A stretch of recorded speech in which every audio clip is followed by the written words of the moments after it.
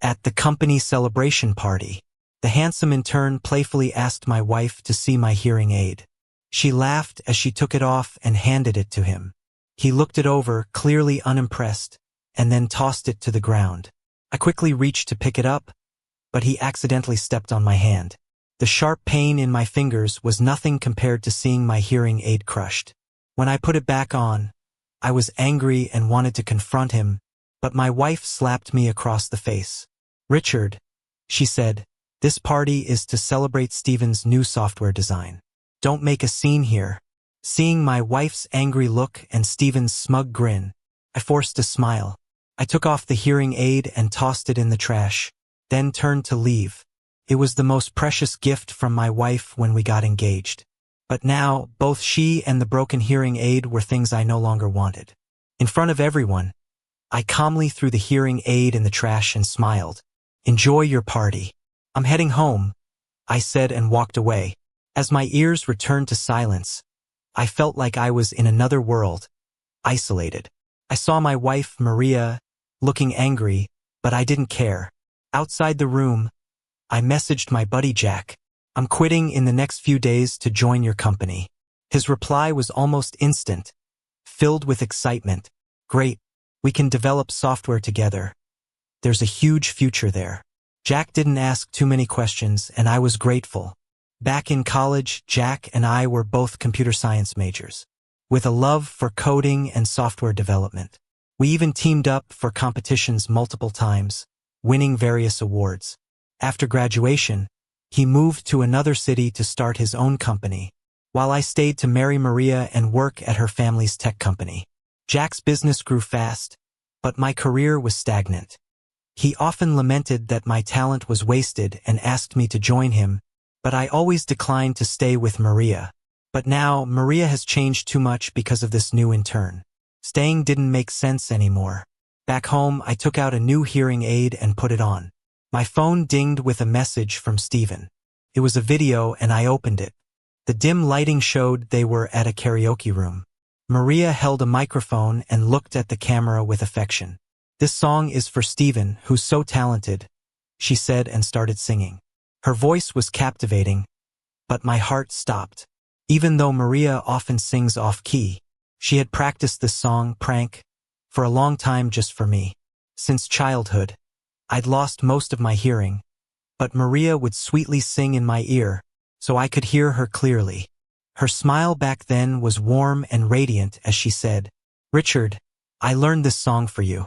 I'll only sing it for you." At that moment, a string in my heart snapped, filled with affection for her. But now, she was singing it for Steven, violating a promise she made to me. I closed the video with a bitter smile and looked around the room. It was cold and lonely. I opened the closet and started packing a suitcase. Maria didn't come home until nearly 1 in the morning, looking angry as she saw me calmly watching TV on the couch. "I texted you to come get me. Why didn't you?" she scolded. Usually, I'd go downstairs to fetch her when she's out for social events late. This time, I didn't feel like rushing to her. I grabbed my phone. Our chat was filled with my messages, and she barely replied. The latest, "Be home soon." Cold and straightforward. Looking at Maria, I replied, "I didn't see your message," without emotion. She marched over and continued scolding. "Richard, what are you doing? Steven is younger. You need to cut him some slack. He just accidentally stepped on your hearing aid, and you made a scene. Did you consider my feelings?" I listened quietly without responding. My gaze landed on her neck, noticing a hickey. Seeing my look, Maria faltered and covered it clumsily with her collar, but kept her hard tone. "Me slapping you was a lesson. Don't act like this again. Be more understanding toward Steven." I nodded, not arguing. "I got it. I'm tired. I'm gonna rest," I said, then headed to the bedroom. Maria's face was sour, and she scoffed as I walked away. Lying in bed, I closed my eyes but couldn't calm my thoughts. "Just accidentally stepped on your hearing aid," she said. But it was the precious gift she gave me when we got together, and I'd always treasured it carefully. Despite its age, it still worked perfectly. Back then, she happily put the hearing aid on me, and the world became clear. I heard her sweet voice. "Richard, I like you." It was the best sound I'd ever heard. Yet, Maria easily dismissed it after Stephen crushed it. She seemed to forget its significance to me. In the living room, Maria laughed sweetly, sending voice messages. Then a new beep from Stephen. A screenshot of him chatting with Maria. They were having a lively conversation, ending with her sending a loving good night. "Richard, you and Maria should rest early. I won't bother you." Stephen's message was taunting. I closed my eyes, ignoring it. After finishing her skincare routine, Maria went to another bedroom. Ever since Stephen joined the company, Maria got close and stopped sleeping next to me. My love for Maria seems to be fading away slowly. After getting up the next day, I wrote a resignation letter. Then, I went to the best law firm in the city to hire a lawyer to draft a divorce agreement. Only after that did I head to the office to continue with my work. Maria was at Stephen's desk, heads close, discussing something intimately. Funny thing is, seeing them like this now doesn't really bother me. Stephen noticed me and greeted, "Richard, you're late today. You don't look so good. Didn't sleep well last night?" There was a hint of provocation and smugness in his eyes as he leaned closer to Maria. He's been with the company long enough that he thinks he doesn't have to follow the rules. At this rate, he won't last here much longer. Before I could say anything, Maria frowned and started criticizing me. I gave a faint smile, looked at the two of them, and calmly said, "I'll pay more attention in the future. Thanks for the reminder, boss." Maria's face turned dark at my reply. I rarely called her boss, but now my tone was polite and distant. Ignoring them, I sat at my workspace and dove into work. I'm wrapping up my last project, and even though I'm leaving soon, my sense of responsibility pushes me to finish it. During lunch, Maria pulled up her car in front of the company, and Stephen eagerly jumped into the passenger seat. When I walked by, Stephen called out, "Richard, Maria and I are going to the Italian restaurant. Join us." Despite his words, it didn't seem like he had any intention of giving up the passenger seat. I shook my head, smiled, and said, "I'm not a fan of Italian food, you guys go ahead." I walked away without looking back. Maria's voice faintly called out, "His temper's been foul lately. Ignore him. Let's just go eat." I smiled, erasing them from my thoughts. While eating, I casually scrolled through my social media and saw a post from Stephen. "When the boss knows you smoke, she gifts you this branded lighter. Best boss ever. I'll work for her forever." I raised an eyebrow at the picture he posted. There was a fancy lighter on the table. The background was clearly Italian food, and in one corner, Maria's delicate fingers were visible. Back when Maria and I started dating, I had a habit of smoking under stress. She'd always take the cigarette from my hand, smoke it herself, and end up coughing with tears in her eyes. I quickly stub it out and pat her back. With teary eyes, she'd pout and half-jokingly, half-annoyed, say, "Richard, I hate the smell. If I catch you smoking again, I'll smoke it myself and make you worry." With her small fists and adorable demeanor, she looked so cute. I'd smile helplessly and quit smoking for her. Once Stephen came along, Maria's attitude towards me started wavering. Sometimes, I'd find myself taking a puff again, and she'd always scold with disgust, telling me to stop because she hated the smell. Yet now, she's given Stephen a lighter. I shook my head and put my phone away, a dull feeling growing inside me. After work, I came home to find a suit Maria had customized for me was delivered. She loves dressing up both herself and me. Since we got married, all my clothes have been picked by her. Whenever I put on new clothes, her eyes would light up, and she'd twirl around me, praising my fit and calling me a natural clothes hanger, eventually diving into my arms to plant a kiss on my cheek. Maria always said I looked best in suits, so she'd order the latest ones each season and have them sent home. Remembering this stirred something inside me. I tried on the suit only to find it didn't fit at all. Maria knows my size well, and after ordering clothes for so long, the store shouldn't have made a mistake. I took the suit off, put it back in its bag, and drove to the store. There, I unexpectedly ran into Maria and Stephen. "Stephen, you look great in that suit." Maria exclaimed, "I've set up an account for you here. Feel free to come by often, it's on me." I glanced over at them. Stephen was straight-backed in the newest suit of the season, while Maria looked on with a flushed face, both exchanging smiles with a hint of intimacy. "Mr. Richard, what brings you here?" A store clerk recognized me and shouted. Her voice was just loud enough that both Maria and Stephen heard. They quickly separated and turned towards me. Maria's face quickly turned angry as she marched over. "Richard, what are you doing here? Were you following me? You've got some nerve." I looked at her calmly, then at Stephen behind her. I sized him up from height to shoulder measurements. Letting out a soft chuckle, I realized my suit was ill-fitting because Maria had mixed up my measurements with Stephen's. "I wasn't following you. The suit you ordered arrived, but it's not my size, so I'm here to return it," I said, swinging the garment bag in front of her.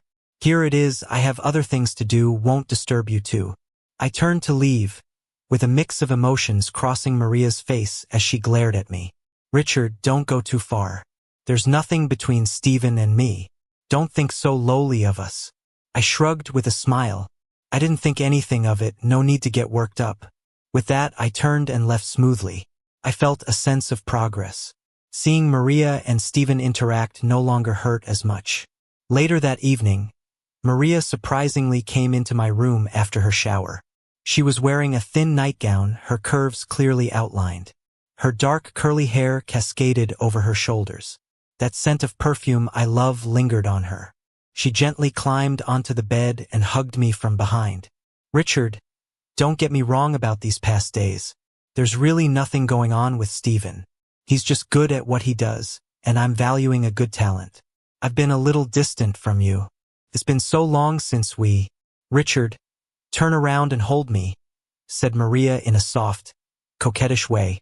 I felt a bit shaken inside. Her hands touched me. Not loving Maria would be a lie.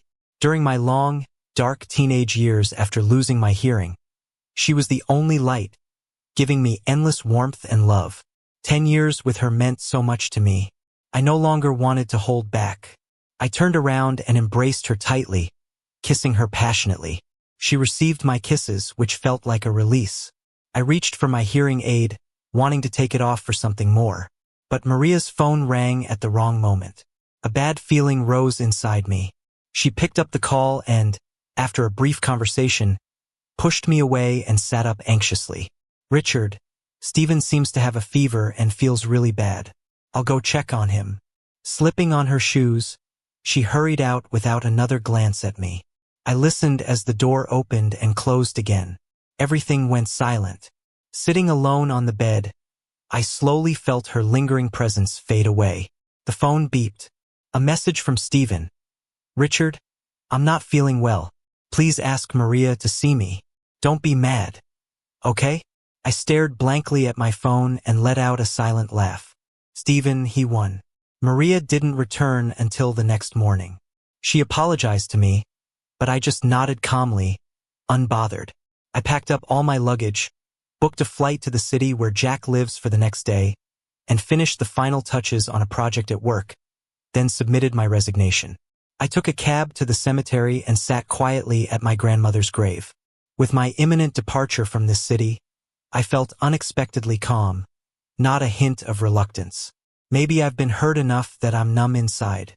Leaning against the tombstone, I babbled on to my grandma, watching clouds drift by until night fell and then headed home. Opening the door, I was greeted by unexpected liveliness. Balloons and decor filled the space with flowers and gifts everywhere. A happy birthday banner hung on the wall, leaving me dumbfounded. "Richard, you're back. Today's my birthday." Stephen appeared with a cheeky grin and glanced over at the dining table. Following his gaze, I saw the array of dishes. Maria said she wanted to show off her cooking skills. "She's such a kind-hearted person. I envy you." Though he said he envied me, Stephen's glee about Maria's efforts for him dripped with satisfaction. I forced a smile, uninterested in his antics, and turned towards my room. But something caught my eye in the corner of the room, making me pause. Stephen noticed my reaction, laughed unconcernedly in my ear, and went, Oh, that? While decorating, I accidentally knocked it over. Maria said it's fine, she'd clean it up later. Richard, I'm so clumsy. Don't mind, okay? On the floor lay the delicately framed photo of my grandmother, now shattered. Her smiling face in the picture was marred by visible black footprints. His casual words filled me with rage. Unable to hold back, I swung a punch at him. My mind went blank, overcome by fury. As Stephen's lips curled into a barely noticeable smirk, he started yelling. My punches rained down on him, each met with a grunt. Richard, what are you doing? Stop it. Maria rushed out of the kitchen, screaming as she slapped me hard and pushed me away, helping Stephen up. I glared at them, eyes red. It's just a photo. No need to overreact. Stephen's hurt because of you. Are you just bitter because you're deaf and can't stand healthy people? What's your deal? Maria shouted angrily, helping a limping Stephen out of the house. My nose tingled. My heart ached sharply. Trembling, I carefully picked up my grandma's broken photo, wiped the dirt off with a sleeve, and placed it in my suitcase. Maria didn't return that night, and I didn't sleep. Before leaving, I took one last look at the apartment, left the divorce papers on the table, and walked out with my suitcase, resolute. I wouldn't come between Maria and Stephen again. I messaged Maria, divorce, then blocked and deleted all contacts of her and Stephen. Sleep hit me slowly on the plane, which was dreamless, thankfully. Upon landing, Jack was already waiting. He took my suitcase, a look of curiosity in his eyes, but he didn't ask, just patted my shoulder. Back in the day, we were unbeatable together. I'm really glad you're here. I smiled back at him, a bit of anticipation and future prospects warming my heart. Jack settled me in, then took me to get on board at work and to get used to company operations. I joined a project developing new software and poured myself into work. Immersed in code, I rediscovered that familiar, carefree feeling. Ideas flowed easily. After suggesting some improvements, my colleagues looked at me with new respect. No wonder Mr. wanted so badly to recruit you. You're great, a colleague praised endlessly. I smiled gently, satisfied with my life now.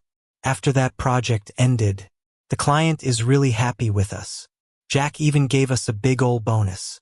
He took us out for a celebration dinner, and I became the star of the night. No more public humiliation for me. After we left the restaurant, the cool evening breeze hit my face, and I sobered up a bit. Then there was Richard. Turns out you were hiding here. What's up with all this drama? A furious voice shouted at me. Then Maria rushed over. It had been a while since I'd seen her. She seemed worn out, glaring at me angrily. Come back with me. You can't just run off whenever you want. You're such a troublemaker. Maria grabbed me, trying to drag me away, waking me up instantly. I shook off her arm, stood my ground, and just gave her a cold stare. Maria couldn't believe it. Richard, you... I cut her off, my voice icy. Let's get a divorce. I'm done. The papers are on the table. You've probably already seen them. Her shock was clear as day. A divorce? She stammered. I nodded without a hint of humor. Just then, my ride pulled up. I walked away, leaving Maria standing there speechless. She followed me into the car, dazed, still not fully grasping what I'd said. Richard, I took off my hearing aid, finally finding some peace. Maria sat next to me, dazed, and followed me like a shadow when I got out.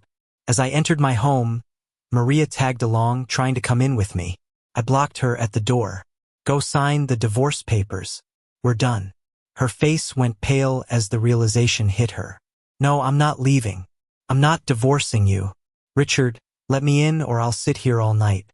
Back in the day, when we were dating, Maria would pout, and I'd give in almost instantly. But now, she looked at me with tear-streaked eyes, and I just felt nothing. Suit yourself, I said, shutting the door despite the plea in her eyes. The alcoholic buzz hit me again, and my head throbbed as I washed up and passed out. The next morning, as I was going out, I found her curled up in the corner. She really stayed all night. Hearing the noise, she opened her eyes and quickly came over. Richard, I thought all night. It's my fault. I shouldn't have gotten too close to Steven and ignored your feelings. I looked calmly at Maria, tired and with dark circles under her eyes. I'll keep my distance in the future. Can you not do this? Come back with me? She sounded desperate, no longer proud. I shook my head. There's no going back. With that, I left for work, diving back into a satisfying job. At Maria's company, despite my talents, I was always sidelined, especially when a young hotshot like Steven joined. Maria favored him, and he always tried to outshine me, even stealing credit for my work. Maria stood by while he humiliated me in public, trampling on my love little by little. Luckily, I chose to leave and shake off the gloom. Just as I was deep into some coding, Jack came over, patting my shoulder, with a complicated look.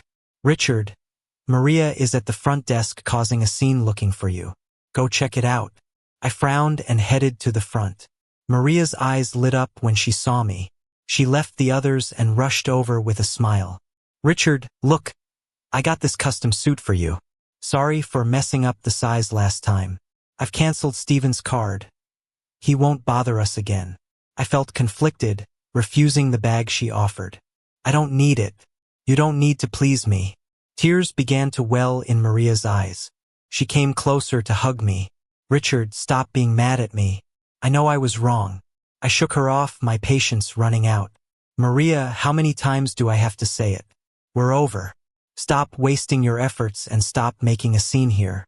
Normally, I kept my cool with Maria, but seeing how serious I was, tears welled up in her eyes. Go home. I sighed and walked away, her hand brushing the fabric of my coat, but not managing to keep me from leaving. I thought refusing her at work would make her give up, but I didn't expect her to be waiting at my door when I got home from work. Richard, you're back. I went to the grocery store and got a ton of ingredients to make you a special dinner tonight. Maria greeted me with a beaming smile. I noticed the sweat on her nose and her flushed cheeks, bags of groceries in hand. Her upbeat voice almost made me feel like it was old times, when things were good between us. But then I snapped back to reality. Maria looked up at me with wide eyes. I shook my head. You don't have to do this. She insisted, holding the door as I tried to close it. Let me in, she said, desperate. I gave in, and she came in, bustling around the kitchen preparing a meal. For a moment it was like the old days, but only in the faintest way. Soon the table was filled with aromatic dishes. Maria's eyes sparkled as she urged me to try them. She was stubborn like before when she pursued me. Her unwavering determination eventually broke down my defenses. I ended up loving her with all my heart for 10 years. Richard, we've loved each other for so long. I can't bear to let you go. Seeing me just stare at the food, Maria's hope faded a bit, and her voice turned solemn. I won't give up. I'll bring you back, she insisted with a bright smile, full of confidence. Then, a ringing interrupted us. Maria froze as she picked up her phone. It didn't take much for me to know who was on the other end. I laughed at myself, picking up the chopsticks. But then the doorbell rang. I stood up to open the door. Before I could react, I got shoved hard. I lost my balance. Yelling and cursing came at me full force. Richard, just go ahead and divorce Maria already. Don't keep stringing her along. All us guys know what you're up to. You think I don't know you're trying to patch things up?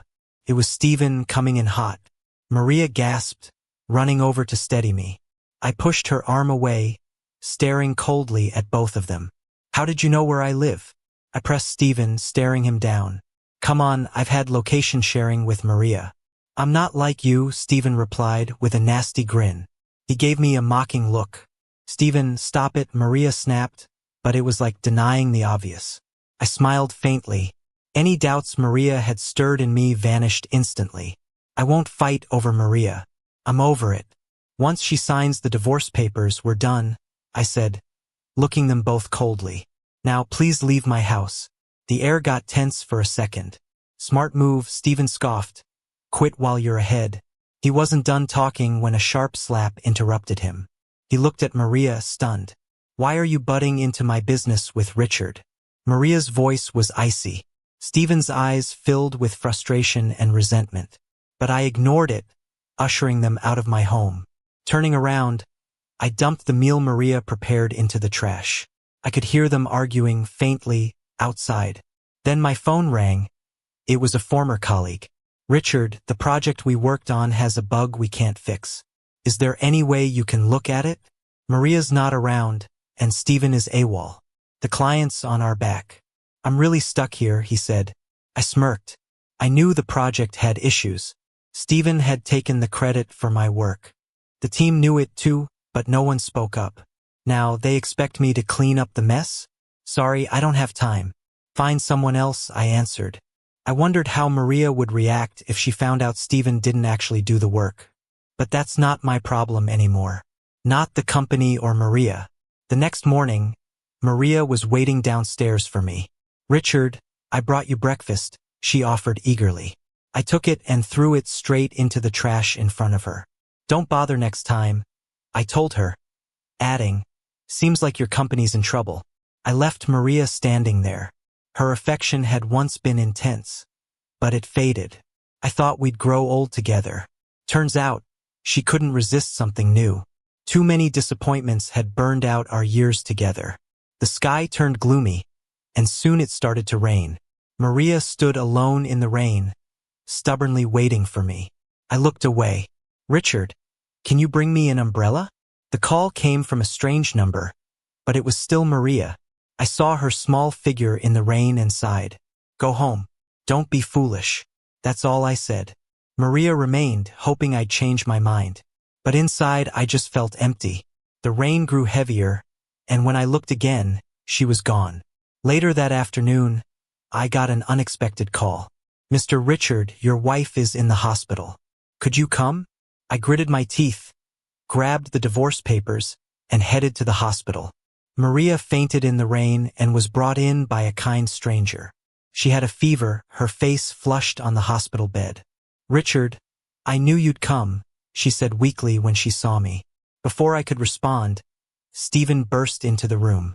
"Maria, I'm here," he blurted, then turned his fury on me. "You just won't leave Maria alone." "Huh?" he yelled, swinging a punch at me. I took the hit, grunting in pain. "Steven, stop," Maria shouted urgently.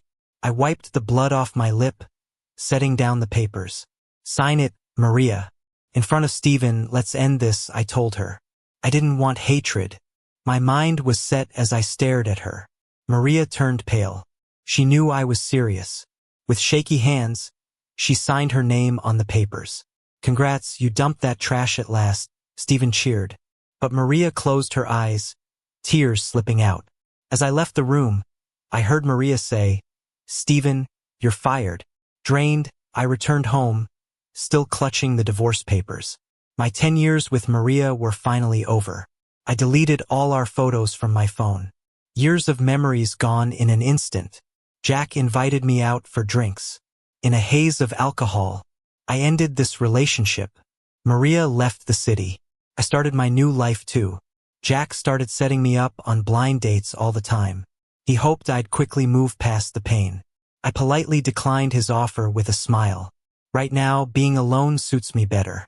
One day after work, I parked my car in the basement garage. Just as I got out, someone punched me. "Richard, what kind of spell did you put on Maria? She not only fired me, she also canceled all the cards she gave me.